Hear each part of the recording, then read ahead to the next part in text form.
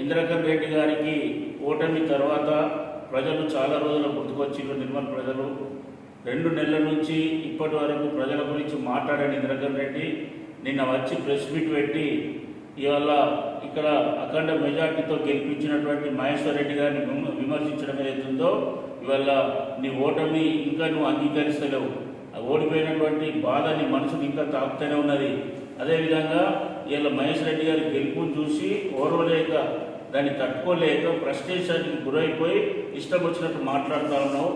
ఏం ఇవాళ మేము ప్రశ్నిస్తున్నాం నిన్ను. మహేశ్వర్ రెడ్డి గారు ఏ తప్పులు చేసిండు, ఎటువంటి అవినీతికి పాల్పడ్డాడు, లేకపోతే ఏ కుంభకోణాలకు పాల్పడ్డాడు, ఏ భూ కబ్జాలు చేసిండు, ఏ D1 పట్టాలు వేసుకున్నాడు, ఏ చెరువులను కందకాలను కబ్జా చేసిండు, ఇవాళ నువ్వు నిరూపించు.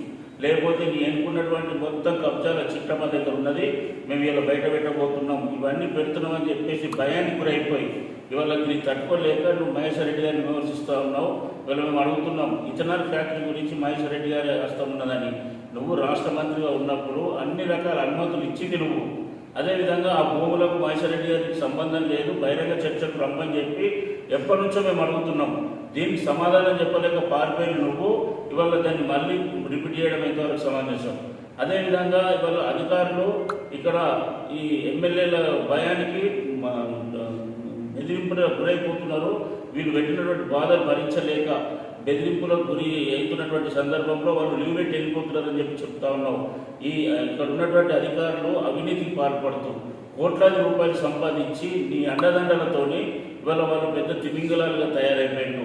ప్రజల అవసరాల కోసం, ప్రజల సంక్షేమం కోసం, ప్రజల అభివృద్ధి కోసం పనిచేయమని చెప్పి అధికారులను అందరినీ, ఏ ఒక్క అధికారి కాదు అన్ని డిపార్ట్మెంట్ అధికారులతోని రివ్యూ సమావేశాలు పెట్టిన మా ఎమ్మెల్యే గారు పెడితే అవినీతిలో కూరుకుపోయినటువంటి ఎవరైతే అధికారులు ఉన్నారో భయానికి గురైపోయి ఇవాళ మేము అవినీతి ఎక్కడ బయటపడుతుందో, మేము ఎక్కడ అరెస్ట్ అవుతామని చెప్పేసి వాళ్ళ భయపడిపోయి వాళ్ళు లీవ్ పెట్టి వెళ్ళిపోతూ ఉన్నారు. ఇవాళ అటువంటి వ్యక్తులను వెంకేసుకొని ఇవాళ వాళ్ళకు సపోర్ట్ చేయడం వల్ల నువ్వు కూడా ఈ అవినీతికి పాల్పడుతున్నావు అని చెప్పేసి ప్రజలు గ్రహిస్తూ ఉన్నారు. దాంతోపాటు ఎవరైతే లీవ్ పెట్టి వెళ్ళిపోయినటువంటి అధికారులను ఎప్పుడు కూడా బెదిరించలే మహేశ్వర్ రెడ్డి గారు. చేసినటువంటి తప్పును నిలదీసిండు. అదేవిధంగా దానికి సంబంధించినటువంటి రికవరీ చేపిస్తానని చెప్పిండు. అందుకే ఇక్కడ నుంచి ఆ అధికారి ఇక్కడ భయపడి లీవ్ పెట్టిపోయిండు. ఆ అధికారి వెనుక అవినీతి మొత్తం కూడా ఇక్కడ ఉన్నటువంటి మాజీ మంత్రి గారికి హస్తం ఉన్నది.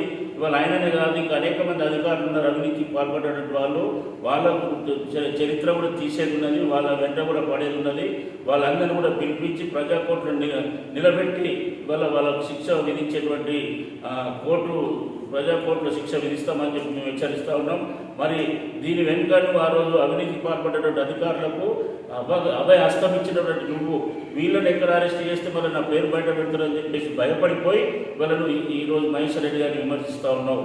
తప్పుడు వాగ్దానాలు ఇచ్చి గెలిచిందని చెప్తా ఉన్నావు. ఎక్కడ తప్పుడు వాగ్దానాలు ఇచ్చి ప్రజలు ఇలా విశ్వసించింది కాబట్టే నువ్వు తప్పుడు పనులు చేస్తున్నావు అని చెప్పి అఖండ మెజార్టీతో ఎక్కడ రానటువంటి మెజార్టీ నిర్మల్లో 51,000 మెజార్టీతో ఇలా మహేశ్వర్ రెడ్డి గారిని ప్రజలు గెలిపిస్తే చూసి తట్టుకోలేక ఓర్వలేక వాళ్ళను విమర్శలు చేస్తూ ఉన్నావు. నీ విమర్శల్ని ఏవైతే ఉన్నాయో వాటిని వెంటనే వాపసు తీసుకొని మహేశ్వర్ రెడ్డి గారికి బేషరతుగా క్షమాపణ ఇవ్వకపోతే రానున్న రోజుల్లో బిడ్డని అవినీతిని నువ్వు చేసినటువంటి భూ కబ్జాలను అన్నింటినీ కూడా D1 పట్టాలను అదేవిధంగా మాటలను అవి ఏవైతే కబ్జాలు చేసిందో వాటన్నింటినీ కూడా బయట పెడతాం. ఆ అవినీతి అధికారులతో పాటు నిన్ను కూడా అదేవిధంగా D-Mart గురించి కూడా అదేవిధంగా అక్కడ ఉన్నటువంటి అపార్ట్మెంట్లు ఏ విధంగా అయితే కడుతున్నారో అవన్నీ కూడా బయట తీస్తాం. ఇలా అధికారులతో పాటు నిన్ను కూడా వదిలే ప్రసక్తి లేదని చెప్పేసి ఈ సందర్భంగా హెచ్చరిస్తూ ఈ పిచ్చి కూతలు మానుకొని తప్పును ఒప్పుకొని ఇలా ప్రజల ముందు నేలకు ముగ్గు రాయాలని చెప్పి సందర్భంగా భారతీయ జనతా పార్టీ డిమాండ్ చేస్తూ ఉన్నారు.